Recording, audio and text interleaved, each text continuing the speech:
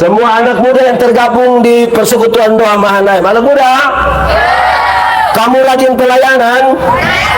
Kalau kamu rajin pelayanan, berjalan sampai ke Kanaan. Jangan sampai tiap hari hanya urus pelayanan baru kita tanya, nanti yakin masuk surga? Tahulah ini. Aku berkata kepadamu, kasihilah musuhmu, berbuatlah baik bagi yang membencimu, mintalah berkat bagi yang mengutuk, berdoa bagi yang mencacimu. Kalau pipi kirimu ditampar, berikan juga pipi kanan. Aku yang memilih kalian.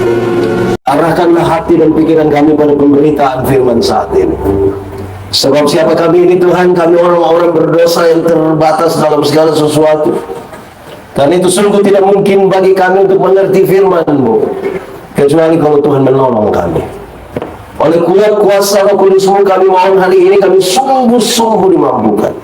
Bukan saja untuk mengerti firman Tuhan, tapi lebih dari itu kami dimampukan jadi pelaku-pelaku firman.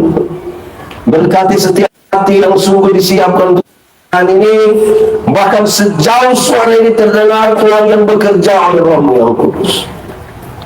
Ya Bapa, coba biar di dalam nama-Mu kami belajar firman Tuhan. Kami rindu pada firman. Berfirmanlah bagi kami Tuhan, di dalam nama Yesus, firman yang hidup itu kami berdoa. Amin. Mari silakan duduk semua. Bapak Ibu, saudara-saudara yang dikasih dalam Tuhan Yesus, tema kita adalah generasi yang tak terhentikan, 42 tahun berjalan bersama Yesus. Saja kita merenung satu bagian pembacaan Alkitab, Kitab Kejadian pasal 25 ayat 27 sampai ayat yang ke-34. Kejadian pasal 25 ayat 27 sampai ayat yang ke-34. Yang sudah dapat katakan amin. Amin, betul. Separuh tidak buka Alkitab juga amin. Itu tipu, itu dia pulang. Kejadian 25 ayat 27 sampai 34. Lalu anak itu Esau menjadi seorang yang pandai berburu, orang yang suka tinggal di padang, tetapi Yakub adalah seorang yang tenang dan suka tinggal di kemah. Ishak sayang kepada Esau sebab ia suka makan daging buruan, tetapi Ribka kasih kepada Yakub. Pada suatu kali Yakub sedang memasak sesuatu, lalu datanglah Esau dengan lelah dari padang. Kata Esau kepada Yakub, berikanlah kiranya aku menghirup sedikit dari yang merah-merah itu, karena aku lelah. Itulah sebabnya namanya disebutkan Edom. Tetapi kata Yakub, jualah dahulu kepadaku hak kesulunganmu. Sahut Esau, sebentar lagi aku akan mati. Apakah gunanya bagiku hak kesulungan itu? Kata Yakub, bersumpahlah dahulu kepadaku. Maka bersumpahlah ia kepada Yakub dan dijuallah hak kesulungannya kepadanya. Lalu Yakub memberikan roti dan masakan kacang merah itu kepada Esau. Ia makan dan minum, lalu berdiri dan pergi. Demikianlah Esau memandang ringan hak kesulungan itu. Demikian firman Tuhan. Berbahagia setiap orang yang mendengar firman, memelihara dan melakukan dalam hidup setiap hari. Salam. Itu tidak kuat sekali. Salam. Bisa lebih kuat sedikit. Salam. 42 tahun penyertaan Tuhan buat Mahanaim. Mari kita tepuk tangan semuanya. Di awal sesuatu yang standar saya ingin katakan kepada kita bahwa 42 tahun itu kita kedewasaan itu ada 3. Ada berapa? 3. Satu itu nama dewasa biologis. Dewasa apa? Dewasa biologis itu hari kita punya berat badan hanya 37 dan sekarang 73. Itu dewasa biologis. Dan hari ini kita bukan merayakan itu. Dewasa biologis itu hari kita pakai celana nomor 27, tidak ada masalah karena perut rata saja. Sekarang perut macam ada 3, satu di sini, satu lagi. Itu dewasa apa? Biologi. Makan tidur, cocok guna. Dan hari ini kita bukan merayakannya. Kedua, dewasa psikologi. Dewasa apa? Dewasa psikologi tidak tergantung umur dan berat badan. Umur 40 tahun mah kalau tukang tersinggung, sedikit-sedikit tersinggung, tersinggung kok sedikit-sedikit. Orang baru lihat dia, lu lihat apa? Itu hanya badan saya yang besar, sesungguhnya dia masih. Makanya kalau dia tersinggung di banyak orang suka bakor. Di Kupang ada, di sekitar LLBK ada. Laki-laki kok perempuan? Dia pakai baju warna merah. Dewasa dia. Dewasa psikologi. 3, dewasa iman. Dewasa apa? Dewasa iman tidak tergantung berapa lama kita melayani Tuhan. Orang dewasa iman tidak tergantung berapa lama dia ikut pelayanan, berapa lama dia menjadi pendeta, berapa lama dia menyatakan pengakuan tentang iman percayanya di hadapan Tuhan dan jemaatnya. Tapi dewasa iman itu kira-kira begini. Ada anak umur 3 tahun, ada meja berat 10 kilo. Anak umur 3 tahun bisa pikul meja yang 10 kilo, bisa 17 tahun kemudian dia umur 20 tahun dia bisa pikul meja yang 10 kilo. Yang berubah anak atau meja, itu dewasa iman. Orang dewasa iman tidak akan pernah meminta beban menjadi ringan. Orang dewasa iman selalu berdoa meminta Tuhan berikan kekuatan. Orang dewasa iman tidak akan pernah merengek-rengek, Tuhan tolong kasih ringan ini masalah. Saya mau tanya, saudara punya masalah? Tidak usah omong. Saya lihat yang ini muka masalah semua. Masalah ialah kesenjangan antara harapan dan harapan menikah umur 28, kenyataan su 36. Harapan menikah dengan dia, ternyata dia nikah dengan kita pun teman. Ada di sini. Tunjuk. Orang dewasa iman tidak akan meminta masalah menjadi ringan, karena dia tahu Tuhan kalau izinkan ada masalah, Tuhan tahu seberapa kuatnya dia. Karena itu orang dewasa iman akan pernah meminta orang lain berubah. Tapi siapa yang berubah? Kadang-kadang kita terlalu sibuk minta orang lain berubah. Kadang-kadang kita terlalu paksa orang lain berubah. Jemaat.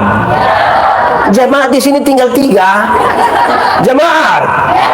Tidak ada manusia bisa rubah manusia. Hanya Tuhan yang bisa rubah manusia. Kalau kita terlalu paksa manusia rubah manusia, munafik.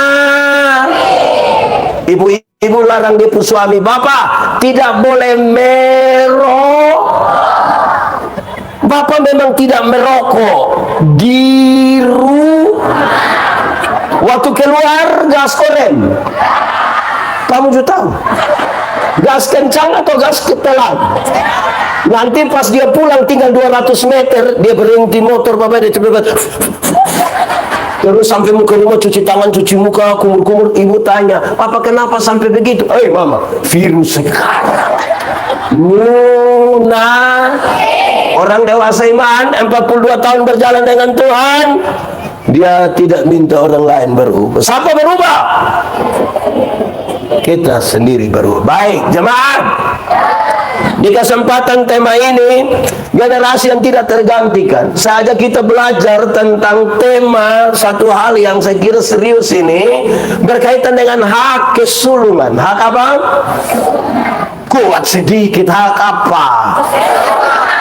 Hak kesulungan itu mengandung 3 pengertian. 1, dia mengandung berapa pengertian?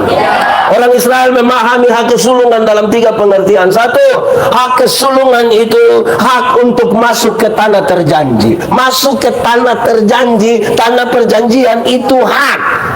Jadi siapa menyebutkan dirinya dia ada sebagai orang-orang yang punya hak kesulungan, berhak masuk ke tanah perjanjian. Jangan suka lama-lama, jangan suka bermain-main di padang gurun itu. Karena tujuan kita ada di tanah terjanji. Itu sebuah metafora, sebuah gambaran. Saudara jangan hanya aman di dunia ini, harus aman di dunia dan aman di yang yakin masuk surga angkat tangan. Turun tangan. Yang tidak yakin masuk surga angkat tangan. Nah, yang tidak tahu dia yakin kok tidak, angkat tangan. Nah, itu yang biasa bikin kacau ini dunia dan gereja itu yang itu.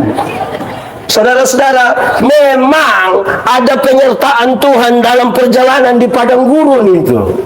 Tetapi jangan senang di padang gurun itu. Harus berjalan masuk ke Kanaan, ku berjalan ke Kanaan. Saudara tidak tahu ini lagu?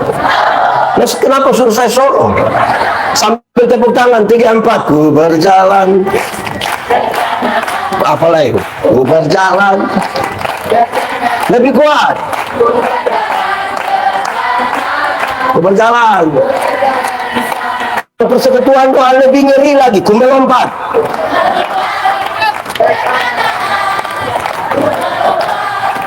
Ke Kanaan lebih lagi. Ku melompat. Dan biasa tambah satu, ku menari. Ku menari ke Kanaan terus. Ku menari. Ku menari. Jemaat, kalau kita baca Kidung Agung pasal 8 ayat 5 sampai 7, dia kasih tahu, enak juga hidup di padang belantara, padang gurun itu. Siapakah dia yang muncul di padang gurun yang bersandar pada kekasihnya? Ini yang belum nikah tidak usah renungkan, tidak usah renungkan. Yang renungkan yang beristri, yang bersuami. Ibu-ibu, ibu-ibu di sini tidak ada. Ini SMP semua ini. Ibu-ibu, saudara pernah merasa kau tidak menyandarkan kepala di bahu atau dada suamimu? Kamu diamin. Siapakah dia yang muncul di padang gurun yang bersandar pada kekasihnya? Padang gurun itu kering atau banjir? Badai padang bisa datang kapan saja. Ada ular atau ular? Ular apa? Ada ular kobra, ada kalajengking, kering di situ. Tapi seperti seorang perempuan menaruh kepala pada dada kekasihnya, biar dia pun suami pun dada rata saja. Sudah rata lah, bintik putih-putih lah di sini. Tapi ibu-ibu rasa apa? Rasa apa coba? Nyaman, aman, terlindungi, penuh kasih. Saudara boleh menyanyi, berada di... Kamu juga tahu itu lagu. Kira-kira begitu. Memang enak juga di situ. Saudara tahu, waktu mereka lapar Tuhan kasih makan, waktu mereka haus Tuhan kasih. Malam-malam Tuhan jadi tiang, siang Tuhan jadi tiang. Alkitab mencatat lebih, dalam perjalanan puluhan tahun itu mereka tidak ganti baju. Coba kita jangan ganti 3 hari. Ini tidak ganti baju puluhan tahun. Alkitab mencatat mereka tidak ganti kasut. Puluhan tahun di padang yang panas, dingin, tapi tidak rusak. Kita tidak piman mana kaki pica-pica. Ini puluhan tahun, saudara bayangkan. Penyertaan Tuhan sempurna. Memang enak juga di situ, amin. Tapi tujuannya bukan di padang. Tujuannya, ku berjalan. Ku berjalan ke kanan. Ku berjalan. Ku berjalan. Semua anak muda yang tergabung di Persekutuan Doa Mahanaim, anak muda, kamu rajin pelayanan. Kalau kamu rajin pelayanan, berjalan sampai ke Kanaan. Jangan sampai tiap hari hanya urus pelayanan baru kita tanya, nanti yakin masuk surga? Tahulah ini. Karena itu biasa jadi masalah. Hak kesulungan berkaitan dengan hak masuk tanah terjadi. Kedua, hak kesulungan berkaitan dengan hak untuk beribadah kepada Tuhan. Hak untuk apa? Jadi ibadah itu hak, bukan kewajiban. Sama-sama 1, 2, 3. Ibadah itu bukan. Ulang 1, 2, 3. Ibadah itu bukan. Kasih tau kawan di sebelah, 1, 2, 3. Masih banyak orang menjalankan ibadah karena kewajiban, bukan karena hak. Saudara, anak-anak muda, coba sebutkan contoh hak. 1. Hak apa? Hak apa? Makan, taruh makan. Dia langsung cepat-cepat hak makan. Kalau misalnya hari ini makanan tidak dikasih, saudara mau? Jadi kalau sesuatu yang hak, itu orang mencarinya, bahkan protes kalau tidak dapat. Ibadah hak, bukan kewajiban. Beribadah kepada Tuhan itu hak. Hari ini kalau saudara ada di sini, saudara beribadah kepada Tuhan, saudara menjalankan hak, bukan kewajiban. Kenapa? Dalam beriman kepada Tuhan itu, kewajiban itu belum ada apa-apa. Suka bilang saudara, tanggung jawab kelasnya lebih tinggi dari kewajiban. Saya pernah kasih tahu saudara, saya melayani kira-kira 5 tahun di Sabu. Saya ketemu satu koster namanya Amaju. Amaju punya 1 istri dan 5 orang anak. Saya tanya dia, Ama, iris tuak itu susah kok gampang? Dia bilang susah Bapak. Coba Ama gambarkan dia pun susah. Dia bilang Bapak, kita naik pohon tuak jam 2 subuh, turun sudah jam 7 pagi. Karena pohon terlalu banyak, tidak bisa naik dari satu pohon, turun dari itu pohon, pindah ke pohon lain. Buang waktu, buang tenaga. Jadi kami sambung dia punya daun, kami melangkah ke sebelah lewat daun. Resiko jatuh. Dia pun pisau terlalu tajam Bapak, kadang-kadang melukai kita punya jari. Mayangnya terlalu keras, belum lagi kalau ada tokek di atas. Terus saya bilang dia, Ama, sudah tahu iris tuak susah begitu, siapa suruh Ama mau iris tuak? Dia lihat kepada dia punya istri dan 5 orang anak, dia bilang begini, Dia hanya bilang, terus dia bilang begini, nanti dorang makan apa? Itu kata sepotong yang membuat saya mengerti. Dia naik pohon tuak, jam 2, turun jam 7 pagi. Dengan resiko jatuh atau terluka, dia melakukan itu bukan sekadar sebuah kewajiban. Tapi apa? Tanggung. Tadi ini anak-anak semua disuruh pakai baju kotak, yang kecil-kecil yang ini pakai baju merah. Kamu bukan petugas toh? Dia suruh pakai baju merah. Mungkin mereka tidak suka warna merah, mungkin mereka tidak suka kotak-kotak. Tapi kalau hari ini mereka pakai di sini, bukan kewajiban, bukan selera, tapi apa? Tanggung jawab. Dan kalau saudara mau beribadah kepada Tuhan, itu hak, laksanakanlah dengan penuh tanggung jawab. Ketiga, hak kesulungan itu berkaitan sekali dengan hak untuk menjadi berkat bagi bangsa-bangsa. Hak untuk apa? Menjadi berkat bagi. Hak untuk apa? Menjadi berkat bagi.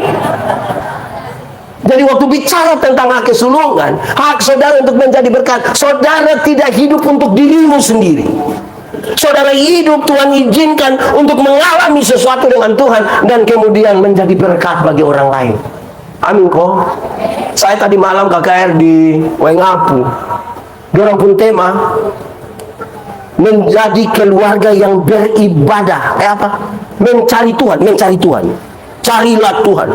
Terus saya mulai khotbah, saya tanya, memangnya ada ibadah yang tidak cari Tuhan? Ada. Ibadah mana yang tidak cari Tuhan? Satu, ada ibadah yang cari uang. Pokoknya dia firman mana Tuhannya cari uang. Bukan Tuhan pakai dia lain, dia pakai kembali Tuhan supaya dapat uang. Itu jurame itu.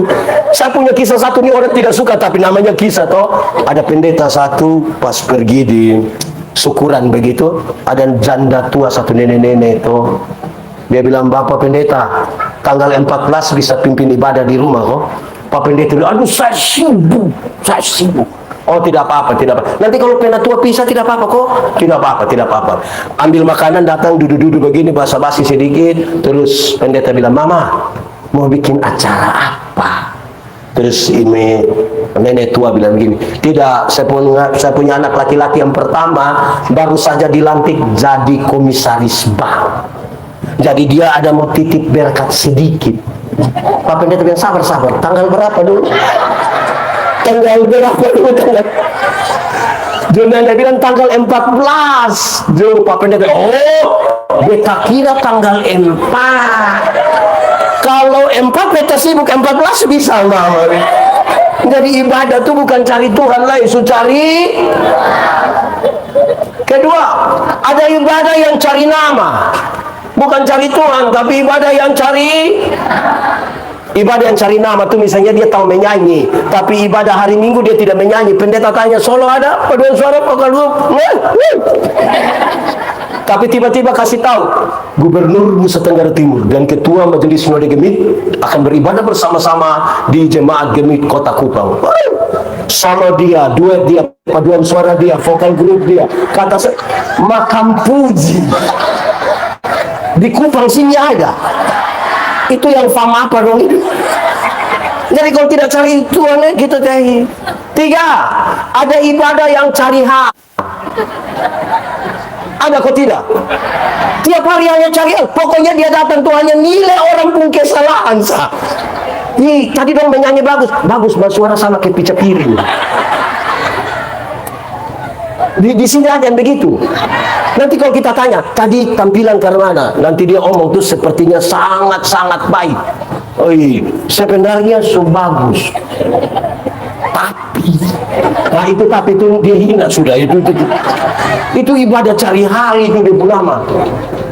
Ada ibadah satu, dia pun nama ibadah cari tahu. Ibadah cari, itu dia bukan ibadah, dia menonton ibadah. Pokoknya dia lewat pas ada rame begitu, dia bilang, tahu kenapa? Itu paling banyak yang dulu COVID, kok kita ibadah di rumah. Itu bukan ibadah, menonton ibadah. Televisi buka, dia daster sah. Itu juga terobek di sini. Terus habis ikuti sambil makan kacang ini. Habis baru foto, upload tulis. Selesai ibadah. Indahnya persekutuan bersama Tuhan. Di sini akan begitu. Dan di rayuan mana? Jadi saudara ini hak kesulungan berkaitan dengan hak menjadi berkat bagi bangsa-bangsa. Kamu mengalami sesuatu dengan Tuhan dan menyatakan. Saksi itu apa? Saksi itu orang yang melihat, mengalami, merasakan, kemudian mengatakan kepada orang lain apa yang dia alami bersama-sama dengan Tuhan. Saudara tidak hidup untuk dirimu sendiri. Saya bicara di mana-mana, siapa yang hidup bagi dirinya sendiri, dia selesai itu. Karena Tuhan sejak awal menempatkan manusia ini makhluk sosial. Saya mau tanya jemaat, semua ada nama. Kita pun nama ini sebenarnya untuk siapa? Untuk kita atau untuk orang lain? Untuk kita dan orang lain. Sebab apa? Sebab tidak ada orang memanggil namanya sendiri. Siapa yang ketika mau makan dia panggil dia pun nama, yang makan? Kan tidak. Kita punya nama ini untuk kepentingan orang lain. Betul kok tidak? Jemaat, saudara pernah makan? Kita ini sebenarnya makan untuk siapa? Untuk kita dan untuk Pak Pendeta, memangnya makan juga untuk orang lain? Iya. Contoh, istri kalau sakit, terus kita bilang, mama makan. Mama makan. Mulut pahit papa. Mama makan. Nanti kalau tidak bisa kita bilang, mama makan teh, anak-anak dong masih kecil. Itu dia langsung tambah. Bagi anak dong ada mama baru. Jadi makan saja untuk orang lain. Jemaat, ada pakai pakaian. Kita ini sebenarnya pakai pakaian untuk siapa sebenarnya kita? Untuk siapa? Untuk kita dan untuk, maksudnya bagaimana? Ya, untuk kita supaya jangan panas, jangan dingin, gitu toh. Untuk orang lain itu apa? Kalau kita sendiri kan tidak pakai juga tidak apa-apa. Kok kita sendiri tidak orang kita bisa jalan-jalan? Tidak apa. Tapi karena ada orang lain makanya kita pakai. Supaya orang ketemu kita dia kan tidak. Kita punya hidupnya ada urusan dengan orang lain. Amin kok? Amin kok tidak? Kalau begitu saudara mengalami, saudara mesti jadi berkat. Jemaat, ada dua orang menghadap Tuhan minta karunia. Minta apa? Ternyata di Tuhan tinggal dua karunia. Satu karunia memberi, satu karunia menerima. Orang pertama cepat-cepat ambil karunia menerima. Tinggal karunia. Orang kedua garu-garu kepala, dia terima karunia memberi. Lewat 20 tahun kemudian, dia orang ketemu di satu perapatan jalan, di lampu merah itu, yang punya karunia memberi, dia ada duduk di mobil mewah. Satu tanda sukses. Saya tidak khotbah soal teologi sukses, saya mau pakai bagian ini untuk menegaskan sesuatu. Yang punya karunia memberi itu ada duduk di atas mobil mewah, tanda orang sukses ini. Yang punya karunia menerima itu dia ada duduk minta-minta di pinggir jalan. Waktu orang dua aku lihat begini, ini satu yang kawan. Perasaan itu hari kamu dapat karunia memberi, kenapa sekarang kau lebih hebat dari saya? Dia bilang begini, kawan, karena Tuhan Allah tahu saya harus selalu memberi, maka kepada saya Tuhan titipkan lebih. Karena mau kasih orang tuh ini lu kurang, Tuhan kasih ini. Tapi engkau itu kan karunia menerima. Jadi di mana Tuhannya? Jemaat, yang paling banyak di sini karunia memberi atau menerima? Melaksanakan. Oke, itu karunia. Itu tiga hal berkaitan dengan hak kesulungan. Saudara lihat, cerita ini cerita yang saudara hafal dengan baik. Esau dan di sini ada nama Esau. Sumati. Di sini ada nama Yakub. Woi, kita nama sekarang bukan Esau Yakub. Ya tidak apa-apalah. Esau dan Yakub. Esau anggap remeh hak kesulungan, karena bagi dia kok sedikit lagi mau mati. Untuk apa 3 hal itu yang tadi disebutkan? Menjadi tidak penting. Padahal ini sangat penting berkaitan dengan konteks manusia telah jatuh dalam dosa. Tuhan Allah panggil satu orang namanya Abraham. Dari satu orang menjadi satu bangsa namanya Israel. Ini kisah yang mestinya harus berjalan dari satu generasi menuju generasi berikutnya. Tidak bisa dipandang remeh. Tidak bisa dianggap itu sesuatu yang biasa-biasa. Tapi Esau memandang rendah, memandang remeh ini hak kesulungan. Lalu dia berikan. Apa yang ingin saya katakan di sini? Mari kita lihat tema ini dalam konteks begini. Generasi yang tidak tergantikan. Terus dari satu masa ke masa yang lain. Satu, saya mau kasih tahu saudara, Tuhan panggil kita. Tuhan panggil saya. Tuhan panggil teman-teman di Mahanaim. Tuhan panggil kita semua untuk tujuan Tuhan. Sama-sama. Untuk apa? Tuhan panggil kita untuk tujuan Tuhan. Tujuan Tuhan itu apa? Mendatangkan tanda-tanda damai sejahtera di dunia ini. Tujuan Tuhan adalah menyatakan tanda-tanda damai sejahtera, tanda-tanda kerajaan surga yang penuh damai sejahtera di tengah-tengah dunia ini. Itu tujuan Tuhan. Supaya mereka semua yang terpanggil dari masa ke masa, dari satu generasi ke generasi yang lain, datang dan menyembah Tuhan, datang dan melayani Tuhan, ada di tengah-tengah dunia dalam 3 hal tadi untuk tujuan Tuhan. Untuk tujuan siapa? Tapi saya mau kasih tahu saudara, kadang-kadang tujuan Tuhan tergeser oleh karena tujuan kita. Waktu kita dipanggil pertama kali, yang kita taruh di depan itu tujuan Tuhan. Dalam perjalanannya, tujuan Tuhan kita geser, tujuan kita taruh di situ. Itu yang jadi soal. Esau dan Yakub mestinya memahami bahwa mereka dipanggil dalam tujuan itu. Dalam perjalanannya pembacaan tadi, tujuan Esau lebih dikedepankan daripada tujuan Tuhan. Saudara-saudara, jadi pendeta Gemit ini, waktu pertama kali ditabiskan dari pendeta Gemit, kami menandatangani satu surat pernyataan bersedia ditempatkan di mana saja di wilayah pelayanan gereja Masih Injili di Timur. Saya ditabiskan, habis itu tanda tangan, habis itu saudara tahu sendiri baru pertama kali melayani itu ngeri. Saya ada di Sabu Barat, Jemaat Mesara Barat Laut. Saya pernah satu kali itu satu hari pimpin syukuran 18 kali. Mungkin tambah makam puji juga. Ngeri. Waktu orang tahu pendeta Yandi ini bisa melayani sebanyak itu, dan bilang, ini baru pendeta. Ini bukan pendeta baru, ini baru pendeta.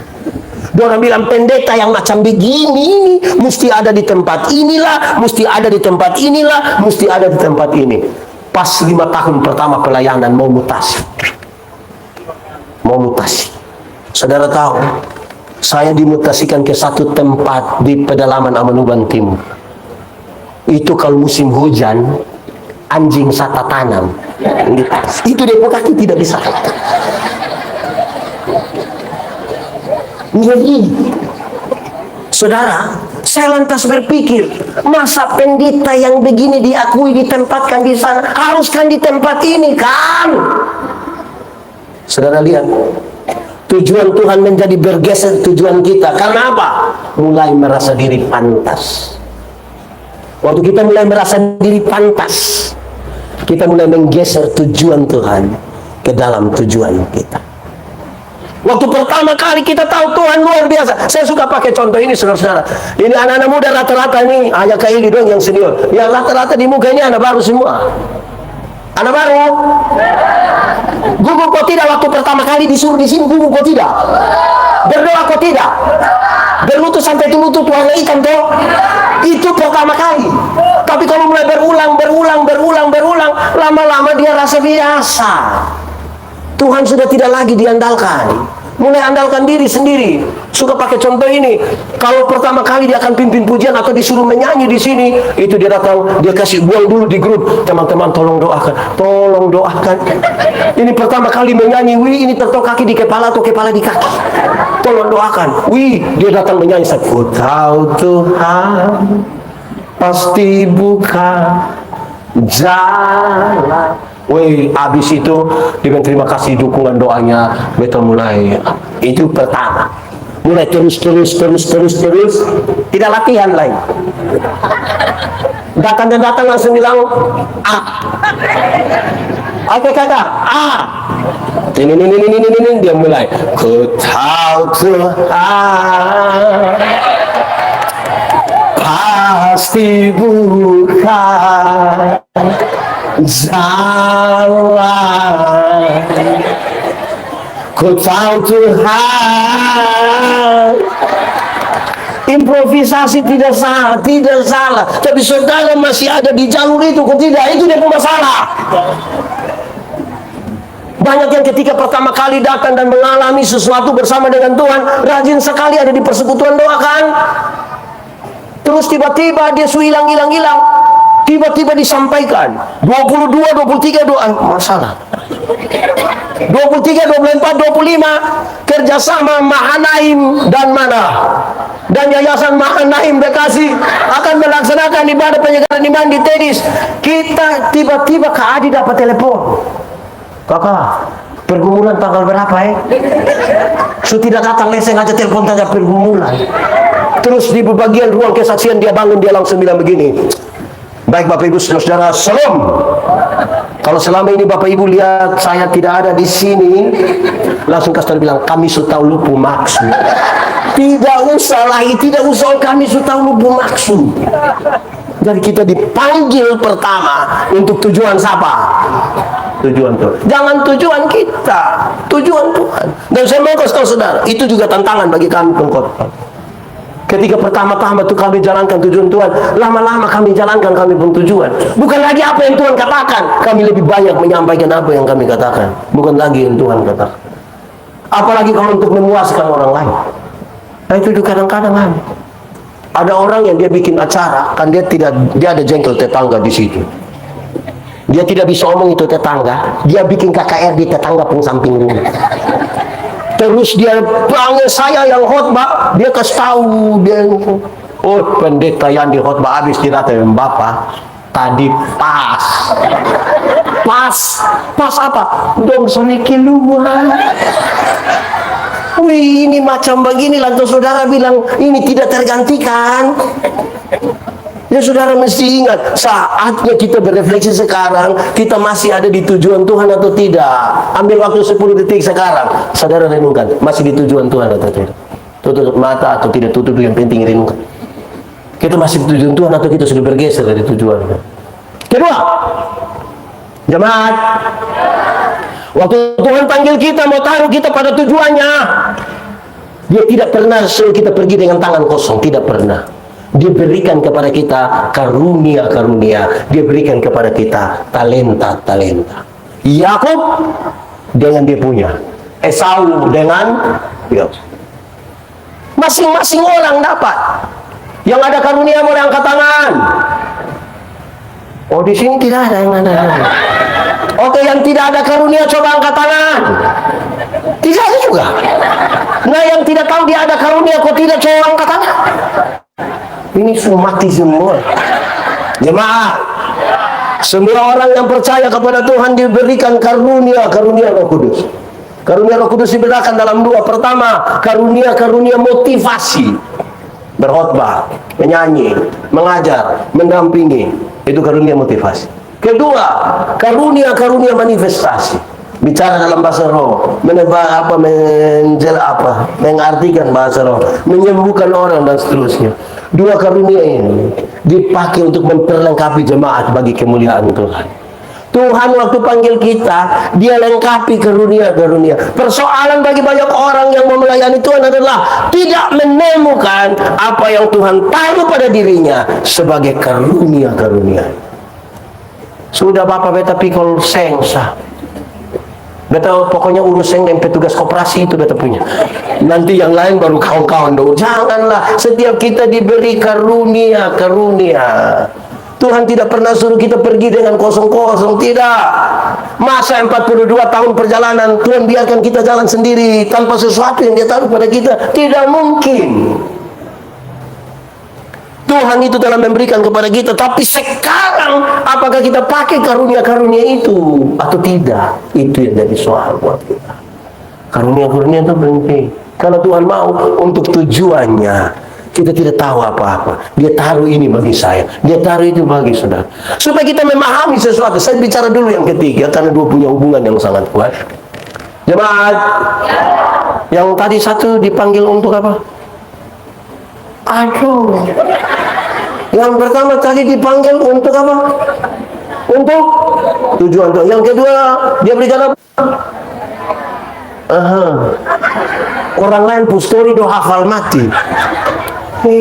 Khotbah dong tidak hafal. Kadang-kadang saya aneh betul. Saya punya istri itu suka bilang begini, Papa pikir Papa khotbah bagus. Mama orang undang sana sini. Bapak, dan sampai orang pikir kok Papa khotbah Tuhan hanya mau ketawa-ketawa. Dia pikir Papa sulit. Mama kenapa sejauh itu? Kenapa Mama sejauh itu? Mama dua bilang begini, Bapak coba cek orang-orang yang ikut Bapak khotbah. Yang sampai dong pulang dan dia begini, lu rugi tidak ikut pendeta Yandi khotbah, lu rugi. Kenapa? Wih, dia khotbah terlalu mantap. Kok? Iya. Dia bilang apa? Tahu?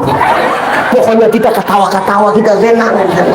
Makanya saya tanya ulang, saudara. Yang pertama tadi dipanggil untuk kedua untuk, yang ketiga belum. Tapi minimal saya suka Dona kasih tahu Mama bilang apa. Oke, baik. Yang ketiga, dalam kaitan dengan karunia-karunia tadi, Tuhan izinkan waktu dia panggil kita, dia izinkan kita ada dalam pengalaman-pengalaman yang berbeda-beda. Untuk sampai pada tujuan. Tuhan itu besar atau kecil? Besar atau besar atau kecil? Kecil atau besar? Nah, kalau dia besar, tidak akan ada satu orang memahami dia dengan utuh. Dia butuh memberi telinga kepada orang lain. Karena pengalaman perjumpaan yang berbeda-beda itu. Cara Tuhan berjumpa dengan seorang pendeta, beda Tuhan berjumpa dengan seorang penyanyi. Tuhan berjumpa dengan seorang ibu rumah tangga, beda dengan Tuhan berjumpa seorang tukang ojek. Tuhan berjumpa dengan seorang nelayan, beda dengan Tuhan berjumpa dengan seorang guru. Pengalaman perjumpaan yang berbeda-beda. Waktu kita duduk bersama-sama dalam sebuah persekutuan, kita bercerita tentang perjumpaan yang berbeda dan kita bilang, ternyata Tuhan kita luar biasa. Kalau pengalaman kita sama saja, itu sama dengan kita dua nonton film, sama-sama pulang kita dua cerita ulang itu film. Sama-sama nonton itu film, berbulan 2 bulan dan cerita di hadapan banyak orang. Tadi film yang pakai baju merah, wih. Dia bilang, tadi kamu udah nonton? Iya, sudah cerita ulang. Biarkanlah pengalaman-pengalaman itu berbeda-beda. Amin kok. Supaya kita bisa memberi telinga juga untuk mendengar yang orang lain katakan. Tantangan terbesar bagi kita yang lama melayani adalah kita mulai menutup telinga pada apa yang mau katakan bagi kita. Tagal baru belajar ilmu berkhotbah sedikit ini, semua dia paling tahu. Jemaat, kepintaran itu terbatas. Bodoh itu yang tidak ada batas. Pintar itu terbatas. Saudara kalau sakit, saudara pergi rumah sakit, bukan saudara, beta su. Di rumah sakit terus kita dokter, beta sakit, dokter periksa, dokter pendeta, ini bagian THT. Kan kita pergi umum duluan toh. Oh ini THT, di mana? Situ. Kita pergi THT dong, Bapak, ini bagian telinga. Di mana? Di situ. Kita pergi situ, Bapak, ini bagian telinga kiri. Di mana lagi? Di situ. Kita pergi sampai sana, Bapak, ini bagian genderang telinga kiri. Di mana lagi? Di situ. Kepintaran mengerucut pada satu hal. Jadi tidak ada satu orang dia tahu semua hal. Makan puji. Kita tahu satu supaya kita dengar dari orang lain. Amin kok.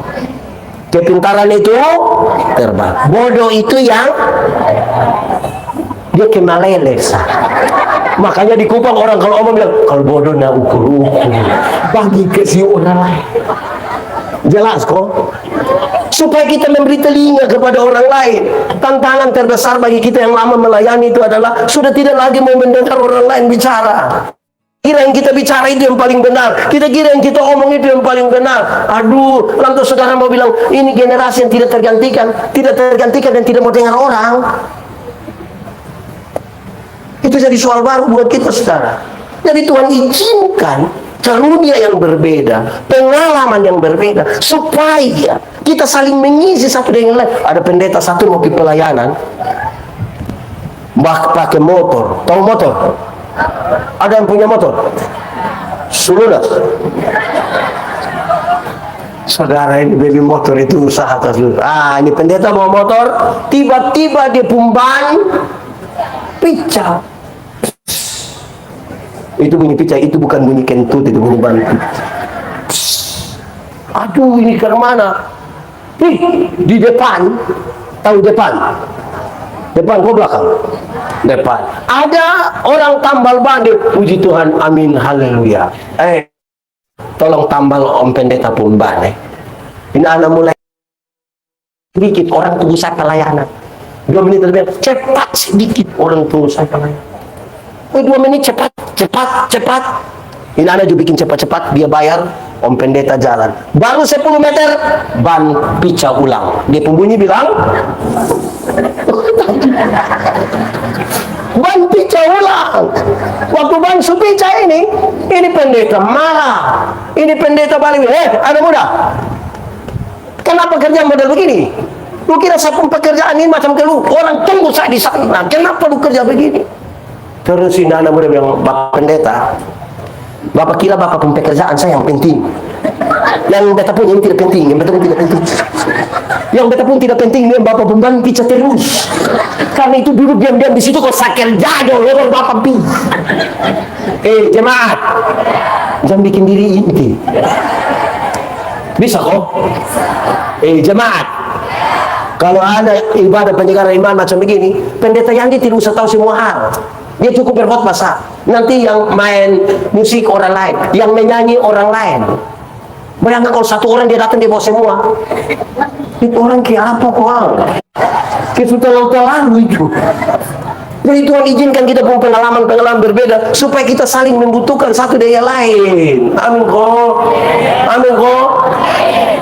3, 4. Tuhan mau saudara-saudara waktu dia panggil kita dalam konteks pembacaan tadi, supaya mereka yang dipanggil itu fokus. Supaya mereka yang dipanggil itu apa? Fokus pada apa yang harus dikerjakan. Persoalan bagi banyak orang yang melayani itu, saudara, tidak fokus pada pelayanan. Kadang-kadang dia fokus pada tampilan, bukan pada pelayanan. Kita kumpul dong kok menyanyi ini. Wih, paduan suara Kersen. Ya supaya ini tidak ada itu nama paduan suara di sini kan. Nanti sebut salah lagi untuk masuk neraka lagi. Paduan suara Kersen. Dong menyanyi, bukan fokus di nanti tampil, dong fokus di baju seragam. Di polosku bunga kok belang, strap kok tidak, susah pakai strap, masih pikir strap mana, strap sini kok di sini dia. Kita fokus di mana? Pelayanan tuh fokus. Mau pelayanan. Ada banyak orang tuh datang pelayanan fokus di nona-nona. Wih, nanti dia mulai kasih kesaksian. Wah, saya mau bersaksi sedikit. Sebenarnya saya dan saya pun istri tidak jadi. Untung baik saya datang pelayan. Bayangkan, ini apa ini? Mau jadi saja, jangan pakai alasan-alasan itu. Nona-nona, di sini tidak ada nona-nona. Nona-nona semua.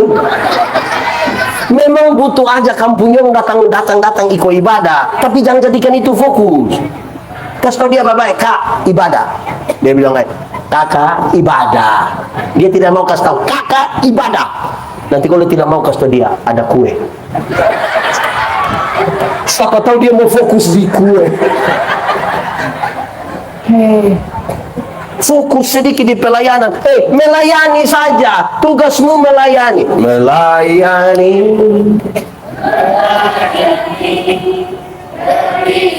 Kuat sedikit. Melayani. Apa? Karena apa?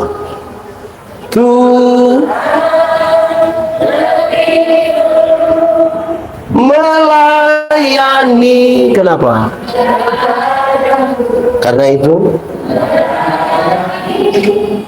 melayani apa? Ini lagu yang sama, tapi orang bisa dengan fokus yang beda. Kalau saudara pelayanan, saudara akan menyanyi bagaimana Tuhan pakai kita melayani, melayani lebih Kalau dorang kadang-kadang di tempat mete lagu sama, fokus beda. Waktu dia menyanyi pertama, melayani, melayani lebih sungguh. Kopi belum keluar dia kasih melayani, melayani.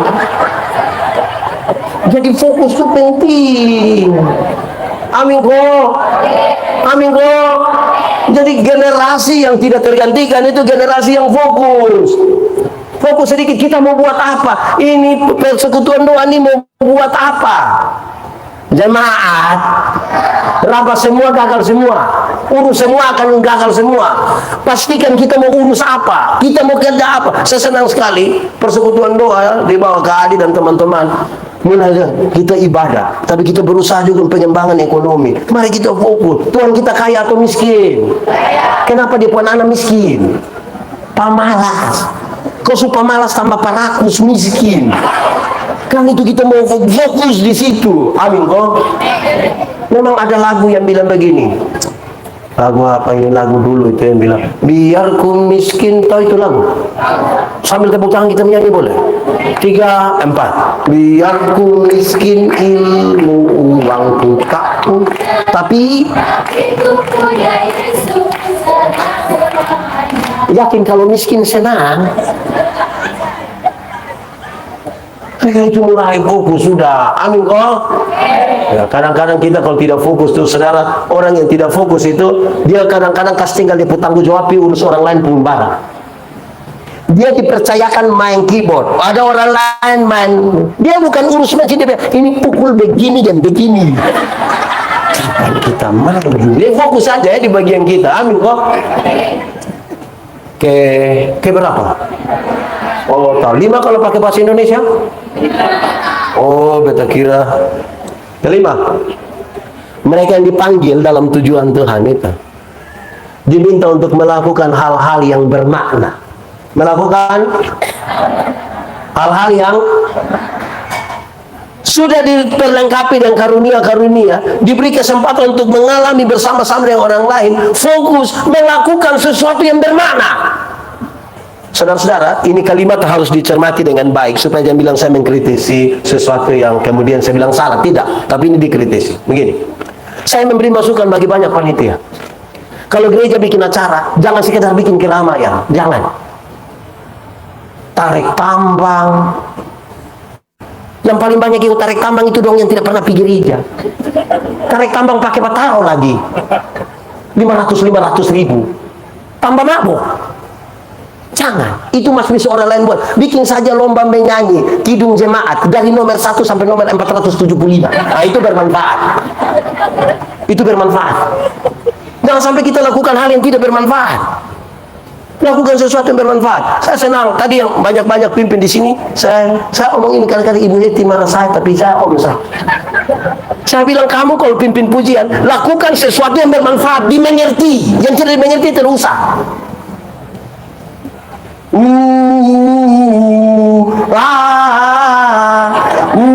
15 menit hanya wah itu arti apa?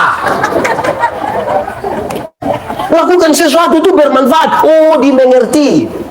Sebab kalau kamu melakukan sesuatu tidak mengerti, apa pentingnya bagi pembangunan jemaat? Apa pentingnya? Kadang-kadang kita cari keramaian, bukan cari kemuliaan. Ada orang yang pimpin, suruh berhenti sedikit, dia bilang, oke semua. Wah, supaya apa? Yang begitu-begitu di Piala Dunia U17. Wah. Ibadah ya ibadah. Lakukan sesuatu yang bermanfaat. Supaya orang dia betul ya. Jangan untuk keramaian saja. Semua orang dipanggil untuk begitu. Masing-masing fokus. Saudara lihat, kalau tidak fokus dan tidak melakukan sesuatu yang bermanfaat, ini menarik. Saudara, karena apa? Esau kerja di luar. Dia ini berburu kan? Orang kalau berburu, pokoknya dapat dia apa saya panah. Karena ini rusa tidak mungkin datang 2 kali. Ya. Kan dia buru di luar. Atau ini rusak waktu pada terus di luar. Salah, dia datang begitu. Tidak. Dia berburu begitu. Beda dengan Yakub. Yakub kan ada di kemah. Dia pemasak toh. Dia pemasak. Mama-mama pernah pemasak atau Grab? Waktu kita memasak, kita ambil beras, kan kita tahu tinggal berapa toh. Yang dimaksud berapa itu bukan berapa biji, berapa berapa kilo. Dia tahu. Saudara, yang kerja di luar kok hanya panah-panah fiti-fiti saya itu, dia datang, sudah yang penting yang capek makan. Oh, jangan begitu. Ada orang yang dia terlalu banyak di luar pulang datang, jemaat. Kalau saudara berburu di luar dan datang dapat rusak, datang tuh kalau masak di kita rumah, pastikan yang bisa kita makan itu yang mana-mana. Atau siapa di antara kita yang dapat rusak pulang datang dia kunyah-kunyah tanduk. Baru dia bilang, aduh ini tanduk enak, aduh. Dia tersumbat banyak makan tanduk, tapi ini tanduk. Apa artinya? Banyak jemaat yang dia pergi gereja-gereja, keliling-keliling semua di dunia ini, baru datang dia suruh kita harus sama dengan gereja yang di sana. Selektif sedikit. Saudara harus pastikan di mana. Bunga, saudara tahu bunga? Bunga apa? Bunga begonia. Ibu-ibu, ada yang tanam bunga hias di rumah kok ada kok? 5 pot ada, 10 ada, perawatan ada kok? Ke 1 dong. Kita kalau tanam bunga itu, jemaat, tidak bisa setiap minggu pindah pot. Kalau tiap minggu pindah pot mati. Dia mesti pastikan dia ada di mana. Dia ada di situ loh.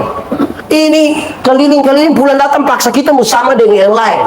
Contoh, kalau saudara pergi ke satu rumah, saudara tahu satu rumah kok tidak?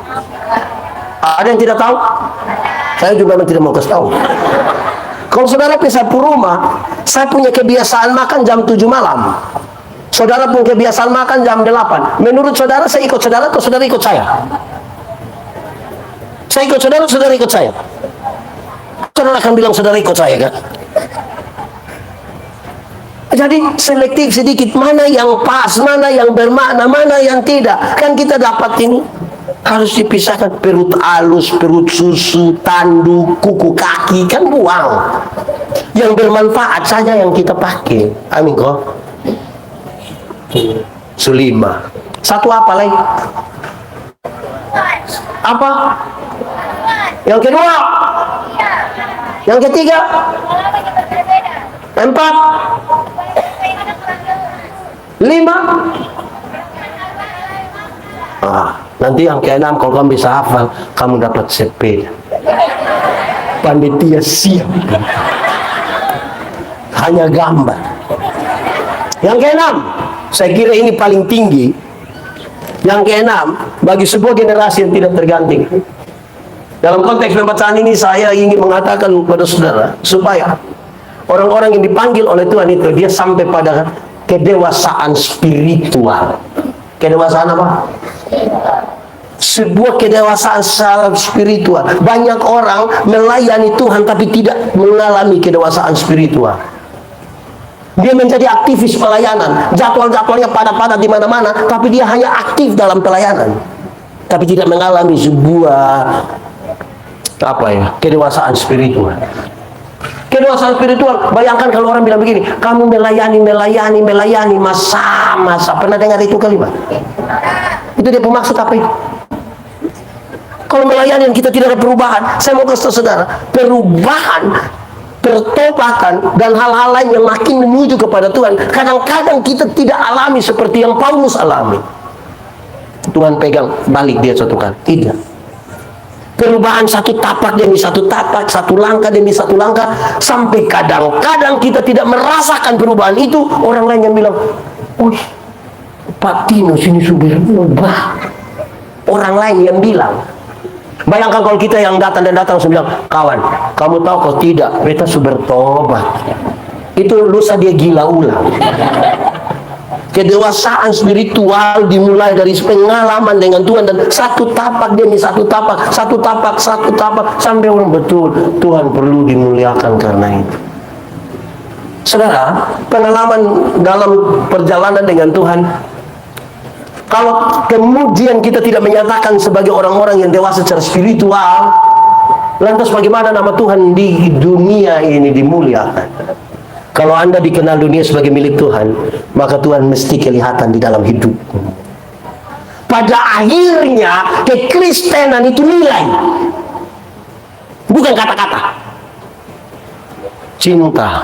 Anak muda, pernah suka satu nona? Nona jangan jawab. Masa nona suka nona? Berhenti itu berdosa. Laki-laki pernah mencintai satu perempuan. Pada akhirnya cinta itu sebuah tindakan. Atau siapa yang terlalu cinta satu nona, dia datang sama nona, mencinta lu.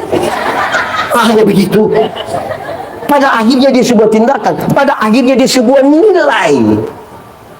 Kita ini terlalu sibuk dengan kata-kata. Kita hilang lenyap di dalam dunia kata-kata. Padahal daftar makanan tidak mengenyangkan laparmu. Siapa di sini yang karena terlalu lapar dia masuk satu warung, di situ dia baca nasi ayam terus dia puji Tuhan beta sukanya.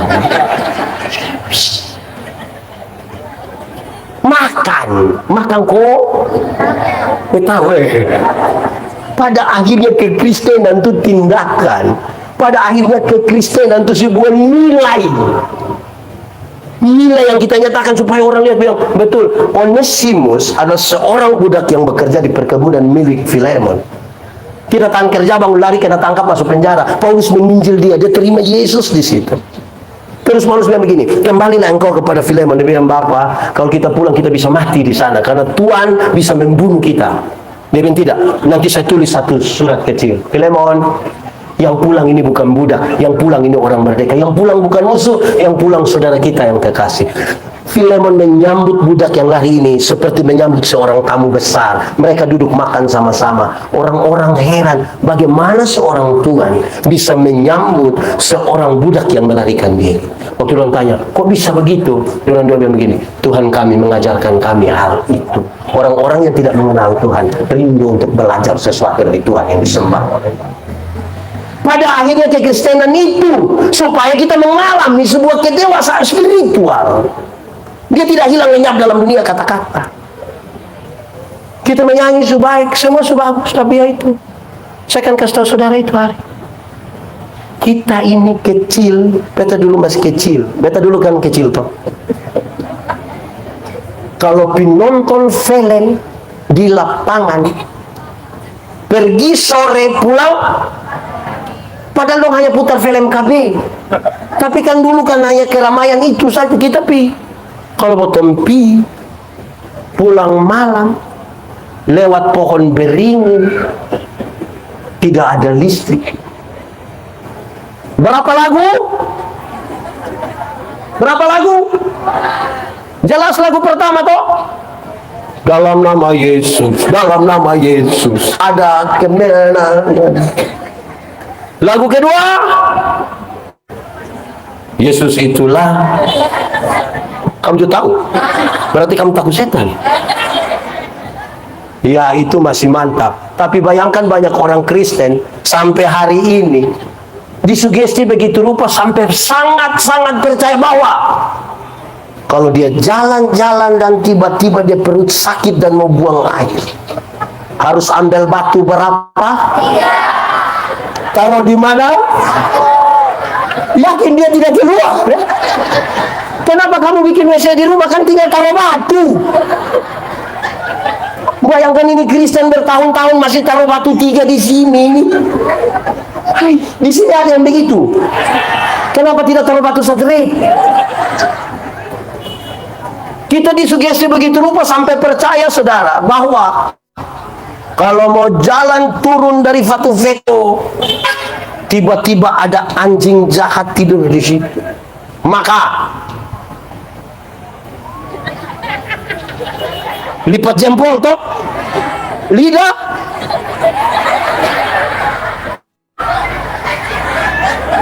Tiba-tiba kalian, wah dia juta. Berhenti, sudah bertobat, saudara. Ini anak baik. Dia mengalami kedewasaan. Daripada saudara-saudara sudah betul setengah mati, saudara.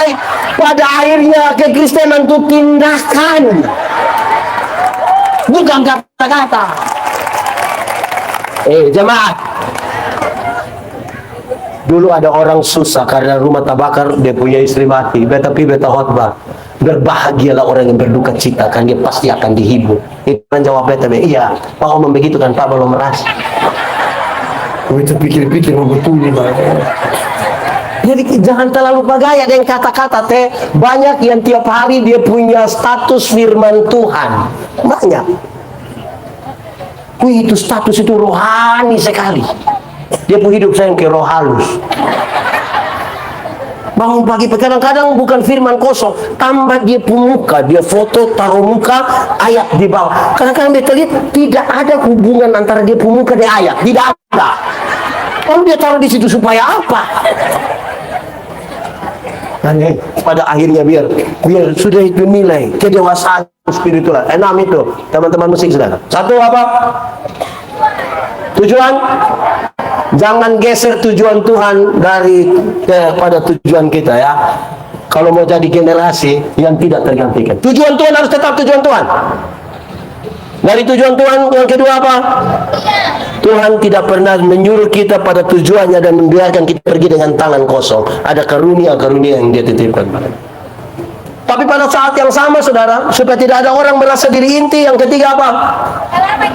Dia beri kesempatan untuk semua orang punya pengalaman supaya kita juga bisa mendengar. Ingat, iman bertumbuh dari sebuah pendengar. Keempat, fokus. Fokus sedikit. Kita ini yang kadang-kadang kurang fokus. Kelima, jangan ngomong kencang terus hilang. Melakukan hal yang bermakna itu di akhir orang bilang, puji Tuhan memang. Keenam yang paling tinggi itu apa? Mengalami sebuah kedewasaan spiritual. Baru kita bilang bersyukur.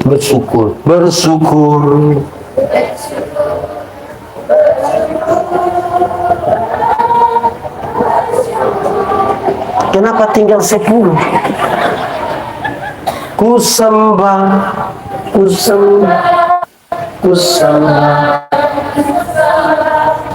selama hidupku. Saudara, itu yang mesti dilakukan. Bersyukur itu berarti waktu di mana seluruh pikiran, perasaan, hidup semuanya hanya tertuju kepada Tuhan. Itu berarti nama bersyukur. Ada orang bikin ucapan syukur tapi hidupnya tidak tertuju pada Tuhan.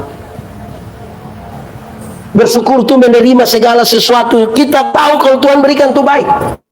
Dulu beta tanya itu nenek, yo, apa? 10.000. Nenek, kecil begini 10.000. Dia bilang apa? Kecil. Coba kau telan. Kalau telan kelapa itu besar ke kecil. Memang syukur. Memang masing-masing yang di pembagian toh.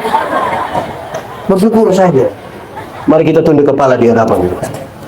Aku berkata kepadamu, kasihilah musuhmu, berbuatlah baik bagi yang membencimu, mintalah berkat bagi yang mengutuk, berdoa bagi yang mencacimu. Kalau pipi kirimu ditampar, berikan juga pipi kanan. Aku yang memilih kalian.